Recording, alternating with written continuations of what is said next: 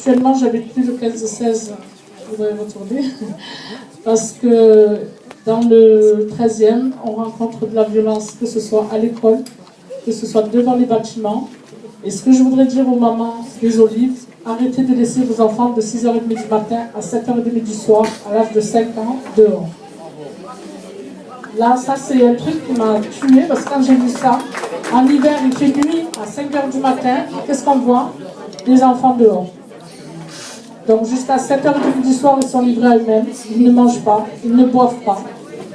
Ils font comme ils peuvent. S'ils ont des copains qui leur donnent à manger, moi ça m'est arrivé. Sorlez de la cuisine. On leur donne à boire.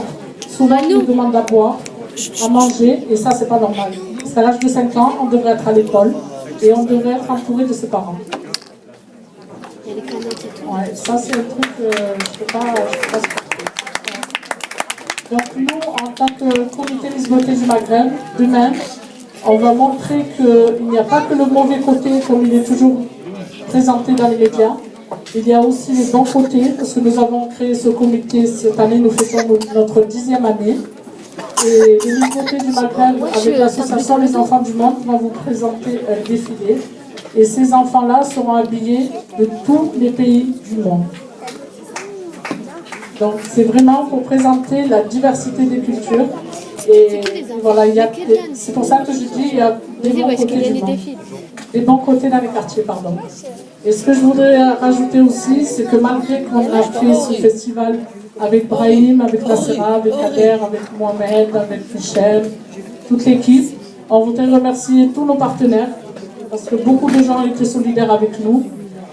Toutes les personnes qui nous ont aidés, on les remercie beaucoup. La mairie du 13-14, Intermarché, Carrefour, il y a beaucoup de monde qui ont adhéré à notre action. Et ça, je voudrais leur dire un très très grand merci. Alors, oui, je vais arriver. Ouais, je vais arriver. Parce que en même temps que c'est bien que tu nous l'as signalé, Jamila, les enfants du monde. En fait, c'est une association, c'est une dame qui est venue au centre social et qui est venue voir ce monsieur que je remercie déjà pour nous avoir accueillis dans ces lieux, dans ces locaux, dans le centre social, qui a fait aussi un grand travail avec nous. Et voilà, hier je l'ai eu au téléphone, elle devait venir, elle n'est pas venue, je ne sais pas pourquoi. Elle est passée tout à l'heure. Donc voilà, donc je voulais remercier Joël, le directeur du centre social Valplan, Bégu du Nord, Bégu du Sud, de nous avoir accueillis, de nous avoir et de m'avoir, avec la diversité, de nous avoir aidés sur ce projet. Voilà, donc je vais lui donner un peu la parole. Et il ne veut pas, en plus il est modeste. Donc Awaria, je viens vers toi. Et après je passerai la parole à Salim, mais avant je dirai un mot.